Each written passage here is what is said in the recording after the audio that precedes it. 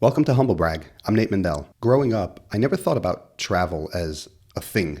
Yes, it's something that you do, it's something that people do, but I never thought about it as a department, for lack of a better term, an entire world. Now, as I'm growing and doing some travel myself, I'm starting to understand travel in a whole different light. We all know a person or two or more who they travel, right? They're that type.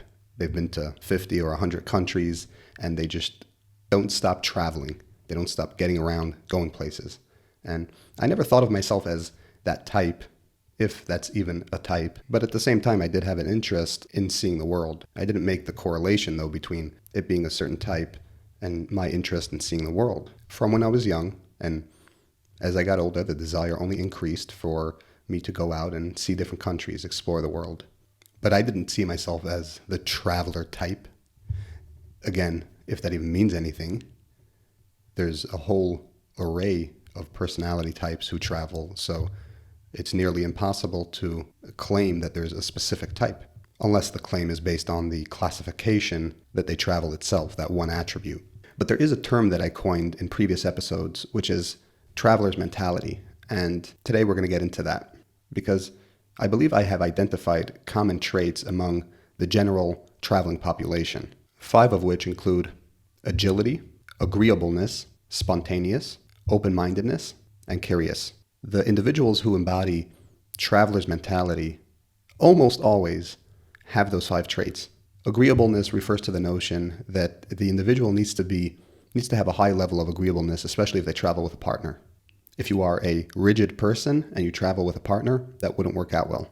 Your partner comes and says, hey, let's check out that adventure, that mountain, that trail, that country. And if you're rigid and you have no interest in it, you won't agree. Therefore, your ability to travel freely, lightheartedly, and with a partner reduces drastically. So agreeableness is one of the huge traits that come along with someone who has traveler's mentality. Travelers in general are agreeable because even if they travel alone, they are often with other travelers. They socialize with other travelers, they meet new people, and they simply don't have the wherewithal to be rigid. You know, it's like they say, beggars can't be choosers. It's a similar concept. If you're in someone else's country, someone else's land, exploring their territory, so on and so forth, mingling with them, you can't be rigid. So agreeableness is huge. Now, I noticed that I screwed up the order, but I will probably continue to do so. But we will get through all 5 of these. The second one, which was the first earlier, the second one being agility. Agility, also massive. Agility essentially means that, you have the get up and go personality. If you're the type that needs 2 hours in the morning and you can't talk to people when you wake up, or you're slow and sluggish, or you need your comforts, none of that works when you travel. So there has to be a high degree of agility. You have to be agile in the literal sense, but you also have to be agile in your mind, being able to adapt, try new things, do things that are uncomfortable, do things that are outside of your comfort zone. Individuals who have traveler's mentality, almost always, they're agile in their thinking and they're agile in their physical boundaries. In other words, they will allow themselves to do a lot more physically. And this is what it means to be agile. But more so than physical is in the mind. You must be able to reduce constraints in your mind when you travel. You have to allow yourself the agility, the creativity, and the trust to say, I can try that. I can go there. I can try something new. I can go out of my comfort zone. Not only I can, I will. So agility is a very large component as well. And let me just throw in, there may be a lot more than 5 traits, even 5 large ones. These are just 5 that I identified off the top of my head, giving it less than 30 minutes of thought. But these are the ones that are so prevalent to myself, my wife, we travel, and travelers that we bump into. Number 3, if it's number 3, is spontaneous. So obviously, if you're a traveler, you have an interest in traveling, or you want to see the world, you have to be spontaneous. It's similar to agile, but it's also different because spontaneous means that you're able to flip on the dime. You're able to make a decision quickly. The desire to want to try new things or something different or something new out of the blue comes naturally. And there are so many times when you travel that things don't work out as planned that you have to be able to accept spontaneous alternatives. So the character trait or behavior that is related to spontaneous needs to be part of who you are if you're going to be a traveler or if you are a traveler. Additionally, I would add that if you're not spontaneous, then the chances that you are a traveler are very low. or the chances that you travel frequently are low. Because if you're traveling to random countries, seeing the world, that means that you spontaneously came up with those ideas. You spontaneously had the urge and the desire to go, so on and so forth. So being spontaneous is part of your emotional makeup as a traveler. Number 4, let's say open-mindedness. Open-mindedness, and you see how all of these kind of overlap with each other, but they have their own uniquenesses as well. Open-mindedness is very important because if you're a closed-minded person, you cannot fully appreciate other cultures, other countries, different mentalities. This is a major prerequisite to enjoy travel and to travel to many countries. If you're a type of person who judges frequently and critiques, in other words, you're not open-minded to understand other people, other cultures, other lifestyles, travel is not for you, because when you travel and you see these other cultures and other places, you have to be a person who respects and is open-minded to them. If you're the type to moan and groan the entire time because you don't understand why this country does that and that country does this, so on and so forth, then you can't spontaneously go out and just enjoy travel. When me and my wife recorded the 4-part series on making an aliyah, we did a lot of explaining / complaining about the differences or the stuff going on in Israel. The purpose of that was not to complain. We don't live our lives here in Israel sitting and complaining about how horrible Israel is and how hard it is, right? When we're trying to educate people on the differences and make sure that the reality is relayed very clearly, you can discuss that, right? There's a difference between visiting a country, going home and then talking about some of the hardships or some of that stuff, and being in the country or being on your trip, moaning and groaning and complaining the entire time.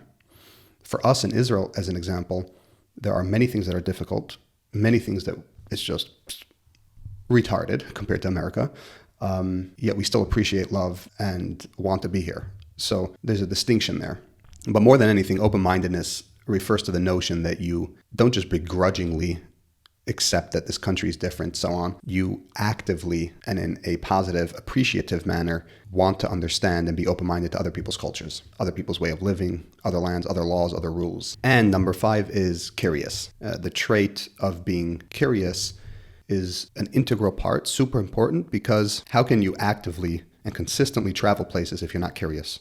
If you don't have an interest to want to learn and want to see and want to explore. Being curious is not just something you need in order to move you, to do the first step, to get you out of the country, to get you out of your state. It is needed even when you're traveling. The more curious you are, the more adventurous you are, right? You could be walking on a trail and just following the trail, or you could be curious and you go off the trail and you look at the leaves and you pick up the rocks and stones and learn things. Out here in the desert of Israel, we go out on these walks, and recently we were in the crater. There are 2 very large, I think possibly the largest craters, erosion craters in the world in the Israeli south. One is by Mitzpeh Ramon, one is right over here near Yerucham. And when you walk in it and you just look at the different rocks, little shells, and because it used to be covered in water, it's fascinating. But that comes from curiosity. One person could stand there just looking at this barren, bleak, like just empty desert, boring, right? And you could have somebody just the opposite, just looking at everything and just, wow. So you need that aspect of curiousness in order to enjoy your travels, not just to get you to want to go somewhere, but also to enjoy different foods, enjoy nature, and so on and so forth. So those 5 are very huge. They pretty much summarize most of the large traits that travelers or people with what I call traveler's mentality embody. And the notion of traveler's mentality is pretty interesting because when people who are not travelers see travelers, they do think of travelers as a certain type. And possibly this is what it is. Again, outside of the classification itself that they travel, maybe there's that cluster of traits that they share that make them a certain type. I prefer to call it traveler's mentality because it's a mentality that you could kind of learn, adapt, and come to appreciate even if you don't have it off the bat. Some of this stuff didn't necessarily come naturally to me and my wife. It's something that builds on itself and grows. So like I said earlier, when I was young, I didn't necessarily possess any of this stuff. I simply had an interest. I want to see the world. Okay, well, I'm 8 years old and I'm 10 and then I'm 15 and I'm doing nothing about it. But I just simply had that thought, like I want to see the world. And then as I get older, with my desire to move to Israel and then actually doing that and then continuously getting older and starting to travel, I'm like, oh, this, I do like this. I don't struggle so much with the airports, airplanes, the time zone changes, the jet lag, and all this stuff. I'm slowly just getting used to it because I do it so often. And those are little details for a traveler, because travelers, as I said, they're agile, they're easygoing. If I have to crash in the airport and sleep on a bench, I'll do it without thought. The ability to do all of that is part of the agility, the non-rigidness, the open-mindedness, the spontaneity. So when you look at a traveler being able to do those types of things is because they possess that. But we came to that. That wasn't like that right off the bat. The first few years that we started traveling, I probably did care more about my comfort, and I did care about certain things, and then certain experiences like walking the Appalachian Trail for multiple days and sleeping in 25-degree weather and freezing at night, and just going through certain experiences hardens you. It toughens you up, and all of a sudden you don't have a problem with this and you don't have a problem with that. And areas where people struggle just on one flight, one piece of any journey, it's nothing. Most flights, when I come to the U.S., I sleep 2/3 of them. I could put my blanket over my face and not even take it off the entire flight. I sit for 10 hours straight. I don't move out of my seat. You get used to this stuff. So this type of stuff grows, but it's a fascinating group of traits that seem to embody, as I said, the general traveling population. Now, moving on from there, travel is fascinating. Travel is healthy. Travel is good. And I don't think enough people travel, considering it's relatively easy. When compared to how difficult it was just some time ago, it's relatively easy. Airplanes put us across the world in hours, not days and weeks. Trains and buses move us around locally relatively quick. And a lot of travel is very cheap / affordable. People who don't travel see travel as a huge expense, whereas people who travel don't see that at all. They actually see travel as a small expense at times, and in rare occasions it can become expensive, but that's no different than any life or any lifestyle. In order to travel, you need to have desire. As we're getting more and more into it, me and my wife have a goal now to travel to at least 2 countries a year. That's besides for the fact that we come back and forth between America and Israel all the time. Outside of America and Israel, we want to travel to at least 2 countries a year. And our particular desire is that when we travel, we go to said country for a significant amount of time. For us to travel to, say, Africa for a week, that's not a trip for us. That's a waste of money for us. So when we want to go to Africa, we want to do it for a month or 2. We want to actually experience. And this brings me to the next part, which is there's a huge difference between vacationing somewhere and traveling somewhere. Travelers, people who enjoy travel, culture, and seeing land, are typically not going to resorts and vacation hotspots. They may stop through there, but that's not their destination. That's not their goal. You simply do not experience another country's culture, life, day-to-day, and land fully to its capacity when you go as a tourist and do what tourists do. And the opposite is true. When you go for a significant portion of time, you go to small towns, hang out with locals, and do out of the ordinary stuff, the type of stuff that travelers do, then you get to experience what that country is really like and what life there is really like and what the beauty it really is. I'm not making away traveling and going to the beachside in an expensive hotel. I'm just saying it's a very different experience. So serious travelers have an interest to really get involved. I'm not going to get into the numbers. I will just say that it's not so expensive. Your biggest expense typically when you travel may be your tickets, depending on where you're going. And even that, sometimes, depending on how far it is and time of the year, deals and different stuff, you could get affordable tickets. But the fact that you're going to have to buy food, well, you have to buy food. Doesn't matter where you are, right? We spend about $800 to $1,000 a month on regular grocery shopping for me, my wife, and 1 child. That $1,000 doesn't change too drastically when we're in another country. The $1,000 budget for shopping, for grocery shopping, remains. We have a few $100 budget for, say, dates and entertainment. Well, just take that budget and bring it with you, right? Nothing changes there. We have expenses related to car rental or car gas insurance. It may equal $1,000+ Well, take that and bring that with you. If you're in Africa and all of your taxis and buses and whatever you use to move around, private driver, it's not going to be too different. There are many things, this is part of the agility and your ability to get creative with it and think about it from a different place. You could say that travel, if you have interest in it but have no clue how to do it, has to be relearned. You just have to come at it from a completely different angle, not from the tourist perspective, because those are two different worlds. The amount of money that we spend when we visit a country versus someone who blows on beachfronts, two completely different worlds, right? In most cases, you could find an Airbnb 15 minutes from the beach for an eighth of the price of these fancy hotels. So everything's a decision. You don't have to eat at Michelin star restaurants, right? You could eat local food. So when you travel and you do it consistently, it's less about I want to, let loose and blow money and, kind of like you would in the casino. It's practicality. You have a desire to travel, get out, see other places, and whatever your budget is, you make it work just like you make your budget work in your regular life. There's really no difference. The large difference, like I said, is the money you need to save up for the ticket. Some of the extra money that you need for the Airbnbs. Well, maybe you could adjust one or two things in your current life to be able to afford that. But like I said, I don't want to get too deeply into the budgets and financing. There are creative ways and there are ways that people do it. And if you think it's only people who could afford it, you're wrong. Because the final part of this episode is about a platform called Workaway. Now, Workaway is a magnificent and fantastic idea. And I'm surprised that I only recently learned about it. I learned about it because I had workawayers come by for Shabbos and have a meal with us. I am a technologist. I quite literally consult businesses in the domain of technology. I'm very aware of almost all the large applications out there in any vertical. And the fact that I just learned about Workaway and its associated competitors is quite baffling to me. Because some years ago, my brother mentioned, I want to go on a boat. There's this website where you could go work on a boat and do stuff, and they kind of cover some of your overhead or something, and it's a crazy experience. And when he said that, I was like, oh my God, that's great. My wife was telling him, do it. What are you even thinking? You're, 20 years old or whatever. Go experience life.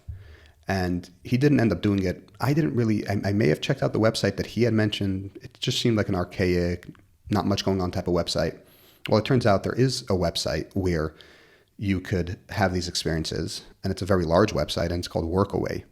Workaway.info, I think, is the website.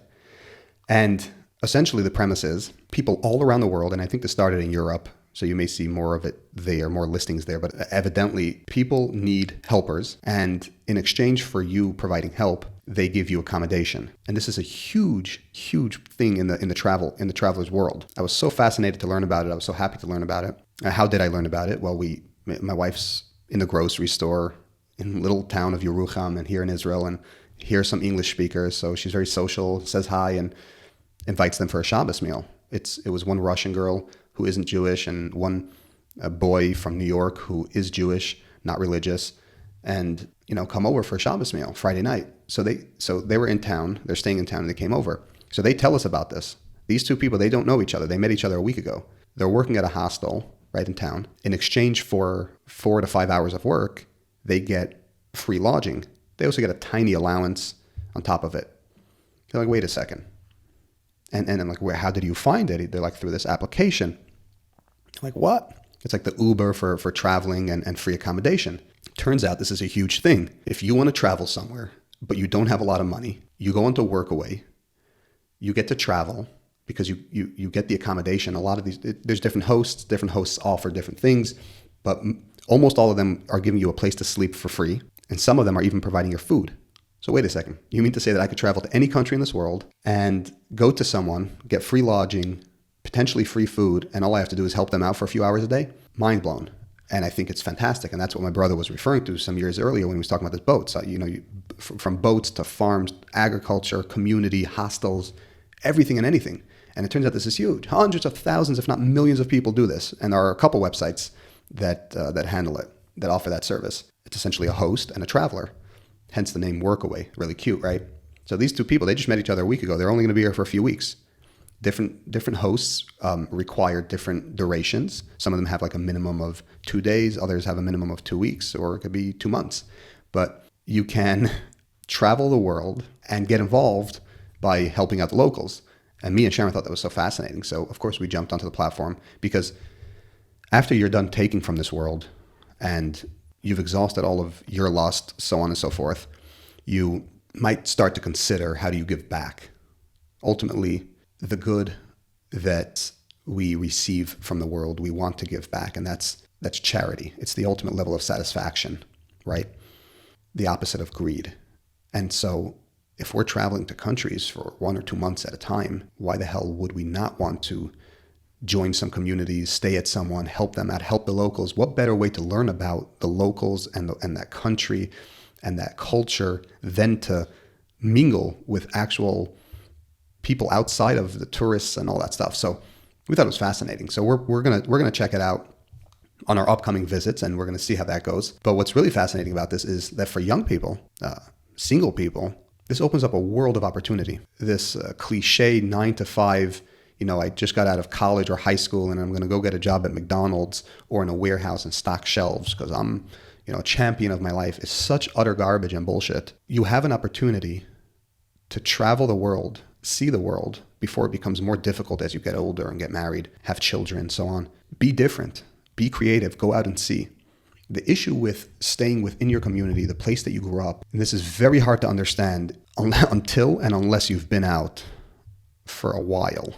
But trust me, being in the box within which you grew up holds you hostage to that framework, that thought process, that brainwashing, those values, that outlook. I really think that it is in the best interest of any young adult to get out and explore the world. It is now easier than ever to do so. Jump onto Workaway, save up. Yeah, you need a couple dollars in your pocket to get around, for the taxi, to get here, to get there. Save up a couple grand. You could get into travel. If you save up $5,000, $3,000, you could start your Workaway journey, go from country to country, place to place. You could be gone from your home for a year straight off of that $3,000. Not that the $3,000 is going to cover you the entire year, but you could go from Workaway to Workaway. And during these experiences, you find ways to make money along the way, some side cash. At the end of it, think about this. On the one hand, you could go get a job in a warehouse and make your $20 an hour or whatever, even if it's more, 30, and you live in a city or near a city. Things are expensive, right? So you make your $4,000 a month, your $6,000 a month, whatever it is, or less. And you're just covering. You literally are just covering. You never have extra money. Everything goes to bills. A year later, you're still in the warehouse job. Even if you got your raise, you're still in the warehouse job. Now you're making an additional $300 a month because you got your raise. What have you learned, achieved, experienced during that time as a young adult doing that? Now compare that with a year traveling, seeing 5 different countries, experiencing 5 different cultures, literally seeing the world. You're the same broke when you're done, but which one gave you a more rich and wholesome experience? An experience that you're going to remember for the rest of your life. An experience that may shape and vitalize you in ways that you can't imagine. An experience that may open up paths and opportunities and doors to endless treasures. It's incomparable. And there are hundreds of thousands, if not millions of people who are already tapping into this. You could do it as, like, for example, if you have just a few months available to vacation or you have some money saved up, you don't have to go to the beachfront. You could experience any country you want by doing some type of hybrid. Even expensive places that are far. You want to go to New Zealand. Well, the price of going to New Zealand for 3 weeks was just cut in half if you spend 1 week at a Workaway. You still got to experience the land. You also got to experience the real culture, the real people, the real life, not just the beachfront. And you get to give back to the locals. Anyway, it's a fascinating idea. I think it opens the doors to so much opportunity.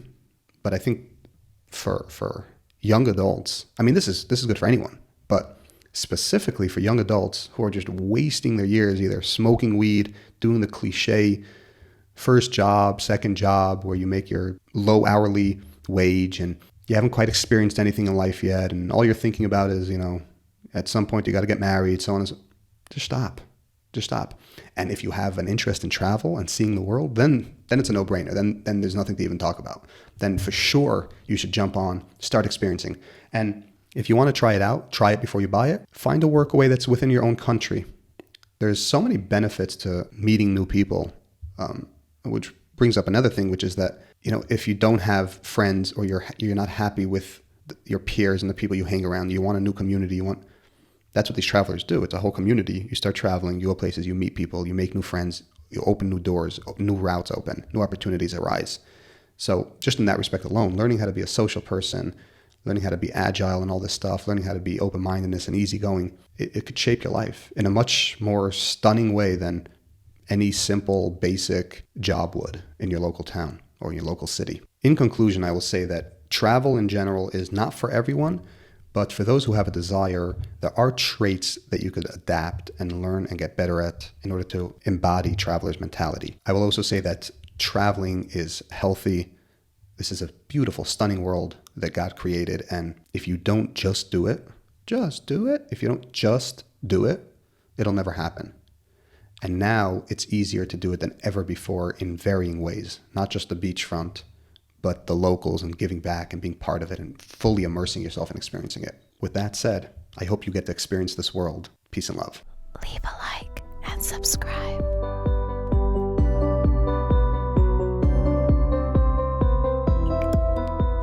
Subscribe.